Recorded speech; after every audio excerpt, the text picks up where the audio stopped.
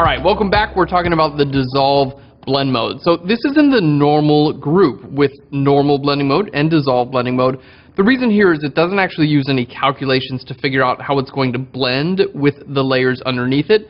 Rather, it uses the transparent and semi-transparent pixels and then applies a diffusion dithered effect on those pixels. And you don't even need to know what that means. Basically, what you get are these like pixelated areas where anything is like semi-transparent. And for the most part, this blend mode isn't that useful because honestly it looks super Photoshoppy and there are just not many real world applications for this blend mode unless you want something to look like kind of pixely. So we're going to show you an example. Obviously we'll show you how to use the blending mode, but I'm also going to show you an example using a custom brush that'll give you kind of like a similar effect, but it's going to be much more refined. So here in Photoshop, we're in chapter 3. Let's go to the O2 Dissolve, and I've got one image here and then a brush. So let's go ahead and open our image. I'm going to hit F for full screen, and then I'm going to make a new layer.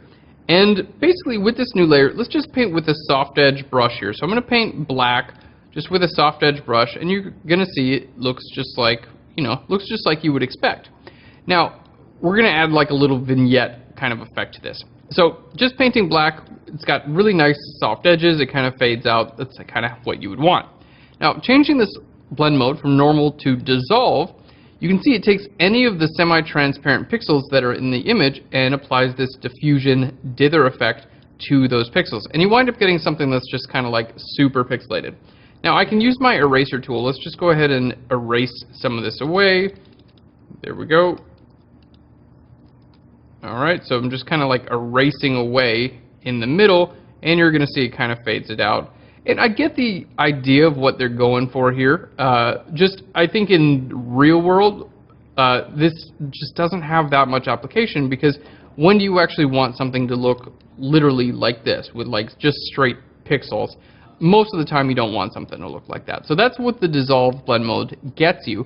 Now let's go ahead and load up a custom brush in Photoshop. Basically you can get like the same idea but a much more refined result. So to load our custom brush, we're going to first click on our brush tool.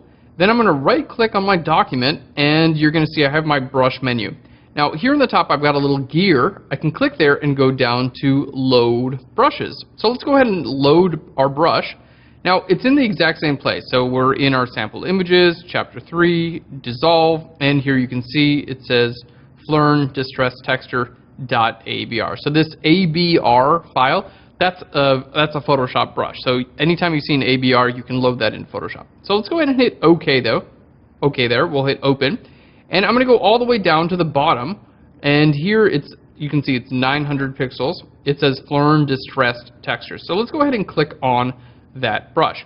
Now I made this brush just to like basically give us the same type of appearance, but something that's going to be a lot more detail and it's just going to look a little bit better.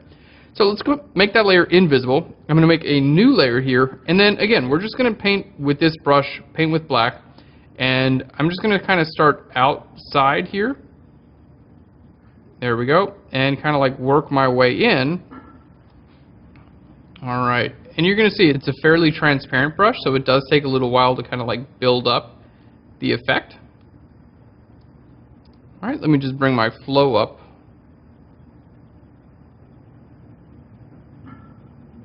All right, so creating like a distressed kind of texture, like a vintage type of thing here. Really, really similar to what we were doing with the dissolve blend mode. In this case, this brush has a ton of information loaded into the brush. So the pixels that I'm laying down are based on actual texture, photo texture.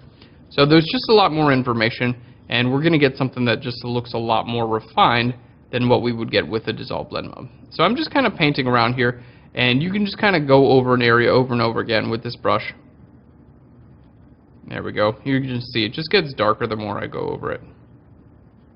Alright, so this is basically, in my opinion, if you would want that kind of a look, I would do it with a custom brush, something like this. So let's go ahead and zoom in. I'm going to hit Control or Command plus a few times to get to 100% zoom.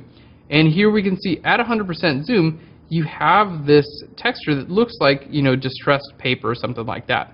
Now you can always lower your opacity here. You can change your blend mode to something like multiply as well, or soft light. Soft light would be a little bit softer. There we go. In this case, I would bring my opacity up. Okay, let's go back to multiply so you get the idea. So here, in this case, we have this nice vignette, but it brings with it this texture, and it looks pretty natural. So let's go ahead and compare that to what we get with the dissolve blending mode. So here you can see with dissolve, it's extremely pixelated, not that useful. And here we have basically the same idea, but with a lot more information in there. So basically that's kind of it with the dissolve blending mode. I don't use it that much, but I just wanted to give you guys another alternative.